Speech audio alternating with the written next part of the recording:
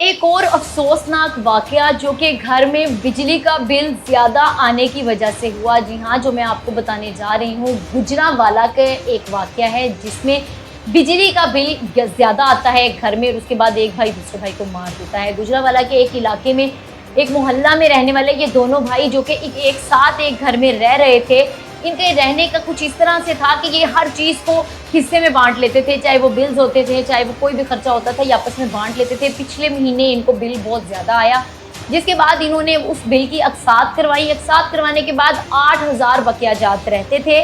उन 8,000 के साथ जुड़कर इनको 30,000 बिल आ गया। 30,000 बिल आया। ये दोनों भाई मेहनत मजदूरी कर कर अपना घर चला रहे थे, जिसमें से एक का नाम, बड़े का नाम मुर्तज़ा और छोटे का नाम उमर फ़ारूक था। अब मुर्तज़ा ने जब उमर फ़ारूक अभी भी जो आज के दिन भी जब ये वाक़या पेश आया तो उमर फ़ारूक अपने घर वापस आया था कारखाने से। जब उसको बिल का पता चला तो इन दोनों भाई की आपस में लड़ाई हो गई।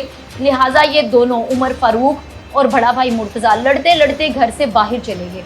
गली में जाने के बाद इन दोनों भाइयों की लड़ाई इतनी आग की तरह बढ़ गई कि बड़े भाई मुर्तज़ा ने छोटे भाई पर एक तेज़ धार आला चलाया, जिसके बाद खून इतना बहा कि उमर फ़ारूक अपनी जान ही हार गया, वहीं पे दम तोड़ गया और उसके बाद मुर्तज़ा मौके से फ़रार हो गया।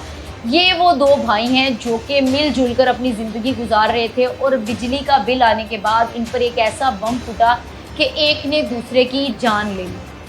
मुझे पता है इस वक्त इस वीडियो को करने का मकसद क्या है, तकलीफ़ देना या तकलीफ़ पहुंचाना नहीं। इस तरह की मुझे पता है हमारा मुल्क इस वक्त इतनी तकलीफ़, महंगाई की चक्की में पिसता चला जा रहा है। ये किसी एक घर के साथ नहीं है, ये मेरे आपके हर घर का मामला है। चाहे वो बिजली के बिल्स हों, चाहे वो पेट्रोल की कीमतें हों, चाहे वो पानी के, यहाँ तक कि गैस के हर बिल, आपके खाने पीने की अशियाँ हों, चाहे आपके पहनने के कपड़े हों, हर चीज़ इस वक्त महंगाई की नज़र में चुकी है। लेकिन अब इस महंगाई के पीछे हम अपने बहन भाइयों को तो नहीं मौत के घाट उतार देंगे। मेरी दरख्वास्त सिर्फ इतनी है कि हम सब एक दफ़ा दुआ गो होकर अपने अल्लाह से दुआ करें, क्योंकि उसकी इजाज़त के बगैर ना एक पत्ता भी नहीं हिलता।